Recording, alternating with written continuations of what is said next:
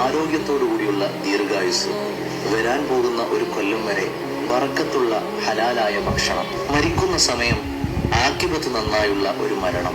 ഇതിത്രയും ആഗ്രഹിക്കാത്തവരായി നമ്മളിൽ ഒരാളുമില്ല. ഇതിത്രയും നമുക്ക് വേണമെങ്കിൽ പരിശുദ്ധമായ ബറാഅത്ത് രാവ് വരികയാണ്.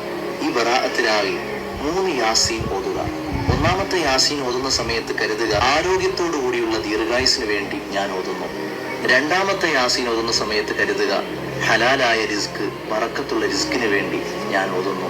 മൂന്നാമത്തെ യാസീൻ ഓതുമ്പോൾ മനസ്സിൽ കരുതുക, ആഖിബത്ത് നന്നായുള്ള ഈമാനോടുകൂടിയുള്ള മരണം. ഇങ്ങനെ 3 നിയ്യത്ത് വെച്ച് 3 യാസീൻ ഓതിയാൽ ഇത് ഇത്രയും അല്ലാഹു സുബ്ഹാനഹു വ തആല നമുക്ക് നൽകുമെന്ന് മഹാന്മാര് പഠിപ്പിക്കുകയാണ്. തീർന്നില്ല, സൂറത്തു ദുഹാൻ നിങ്ങൾ പാരായണം ചെയ്യുകയാണെങ്കിൽ 70,000 മലക്കുകൾ നമുക്ക് വേണ്ടി പ്രാരക്കുമെന്ന് നബിയുന മുഹമ്മദ് മുസ്തഫ സല്ലല്ലാഹു അലൈഹി വസല്ലമ തങ്ങൾ പഠിപ്പിക്കുകയാണ്. മറക്കരുത്, മറ്റുള്ളവരിലെ